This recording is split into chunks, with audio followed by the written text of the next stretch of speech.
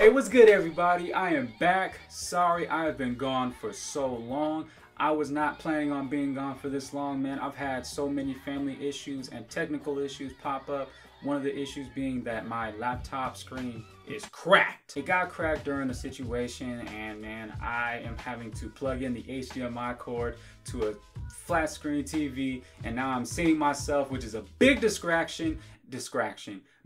I'm messing up already, man. It is a big distraction, and it is something that I'm trying to get over, and I'm trying to work with what I got and trying to produce some more content to you guys. Now, before I proceed on to what I plan on doing and carrying things on, I wanted to address somebody that has a lot of controversy sparked up around him and his family in particular. The person I'm referring to goes by the name of Tommy Sotomayor. Now, I came upon Tommy Sotomayor via YouTube around almost a year ago now, and one of the things that I noticed about Tommy Sotomayor is he is greatly misunderstood. Not because he is a complex person to understand, but simply because he refers only to the truth and the facts of particular situations and scenarios, where most people would only look at what they feel is the truth or that they feel is the facts without doing any heavy research on the scenario or the situation. Now, I've looked at a couple other different YouTubers who have called out Tommy Sotomayor, or have more specifically made videos to go at Tommy Sotomayor, calling him a scam artist, calling him all of these derogatory names,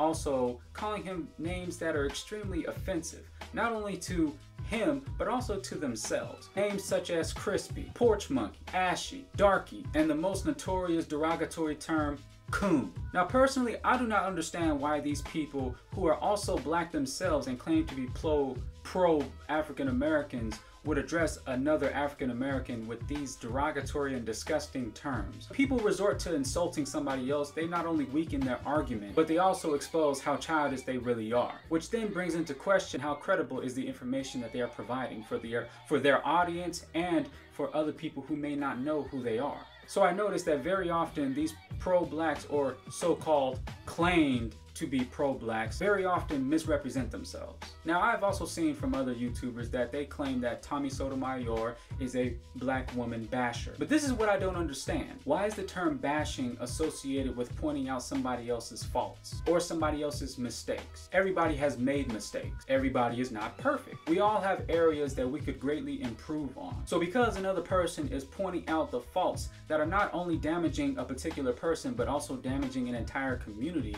how is that black woman bashing?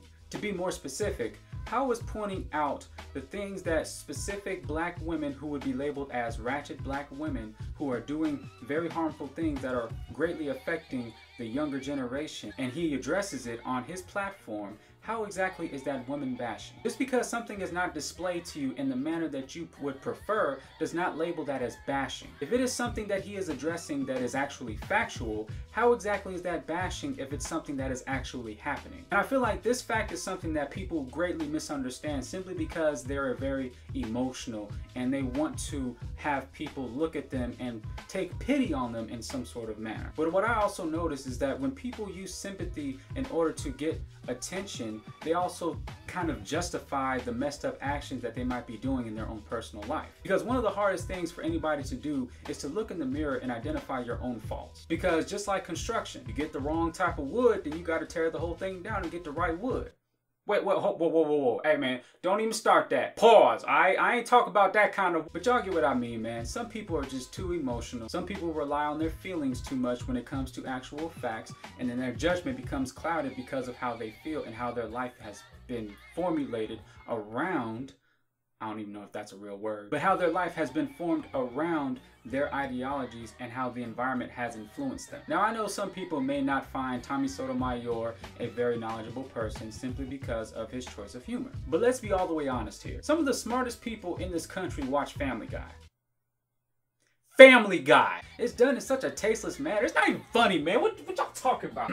Sorry about that rant, y'all. But y'all know what I mean, man. Some people's humor isn't for everybody. But if a person such as Tommy Sotomayor is stating something that is actually factual, why would you contest that? Why would you contest it simply because you don't agree with it because it affects how you feel? It's not about how you feel. It's about what's true. What are the facts? What is actually happening? Not what you feel is happening. So honestly, I wish more people would give Tommy Sotomayor a chance, not just to give him more attention, but to actually be more rational in in yourself. Because whether you like somebody or not, if you completely detach yourself from somebody just because you don't like them, then you stop learning. And when you stop learning and you feel that you know everything, then what do? You become irrational. And we have all dealt with irrational people before, and they are annoying. And also what I wanted to address is this. If you do not like somebody in particular, why would you bring somebody else into the equation? This picture right here shows Tommy Sotomayor and his daughter Alex. There have been numerous times where people who are not fond of Tommy Sotomayor took to insulting not only his child, but also took to making threats